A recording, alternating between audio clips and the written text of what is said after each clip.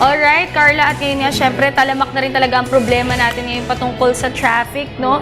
So, ang daming mga major projects na isinasagawa, hindi lamang ng MMDA, pati na rin ng DPWH, and of course, together with DOTC. Umaga para bigyan ng ating mga viewers ng impormasyon tungkol dyan. Makausap po natin sa telepono ang Undersecretary ng DPWH, Yusek Romeo Momo. Good morning po, Yusek. Good morning sa iyo, Dayan and Carlo. Yes, Yusek, alam naman po natin merong halos 15 major infrastructure ongoing project po ang DPWH and of course together with DOTC. Saang lugar po ba ito, Yusek? Well, marami, ang areas kasi na sinabi nating gagawin sa ngayon, 15 ito, di ba? Sinabi nating 15 ito. Pero hindi naman natin gawing sabay-sabay, ano? So, ang ongoing ngayon ay yung Skyway, no? Extension, yung Skyway 3. At then yung connector din ng yung Terminal 2 and 3 and 1, ano, connector. So, yun mga yan ay ongoing sa ngayon. Okay, Yusek. Okay, Yusek, ano na po ba ang update dito sa road reblocking na nagaganap? Well, actually, ongoing nga, sabi ko, yung sinabi ko kaninang C3, no? Ongoing ito sa ngayon. It's under contract with San Miguel Corporation at ongoing ang trabaho nila sa ngayon. So, medyo may pagsisikip nga ng traffic sa mga areas na yan. But ginagawa naman ng paraan, at least hindi masyado magiging ganun kabigat ang traffic sa areas na yon habang ongoing ang trabaho natin. And then doon naman sa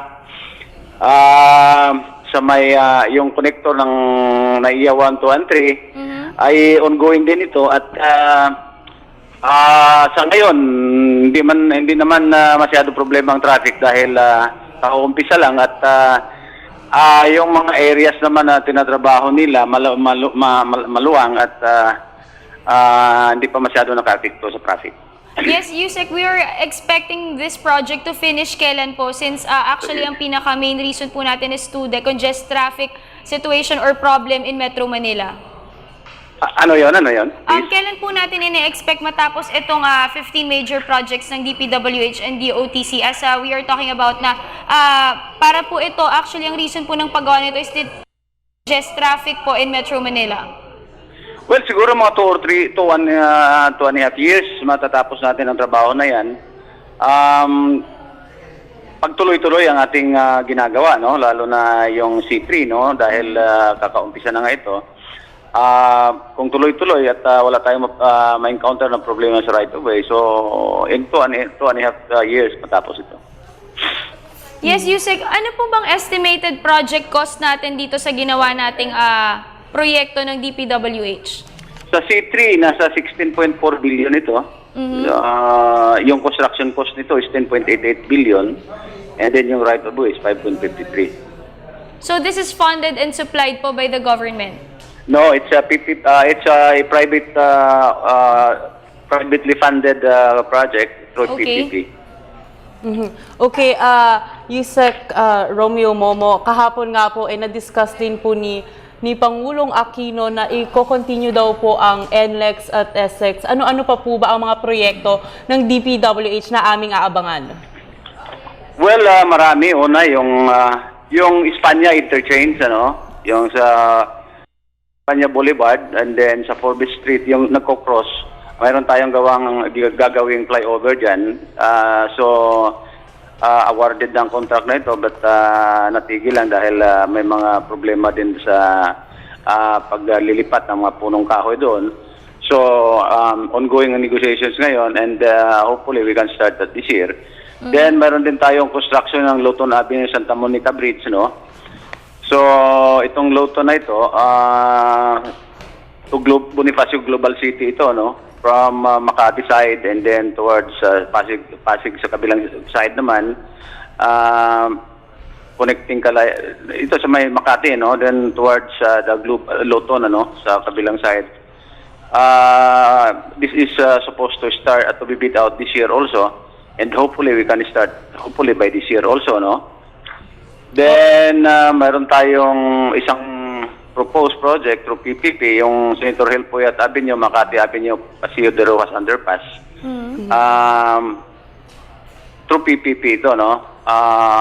Hopefully, may start, it's either this year or next year. And then, mayroon yung C5 Bagong Ilog, third level flyover. And then, mayroon tayong mga improvement ng EDSA. And then, mayroon tayong proposed EDSA TAF flyover project. Ito yung handa na sana kaming umpisahan pero pinatigil lang yung MMDA dahil sa it will cause traffic really. So, ito yung may plano na and we have the funds to start with this. Kaya lang, kaya nga tinigil lang natin dahil sa APIC, may APIC na darating. Kung magsabay-sabay kasi lahat, medyo talaga mahirapan tayo sa trafiko diyan banda sa EDSA. Yes, Yusek.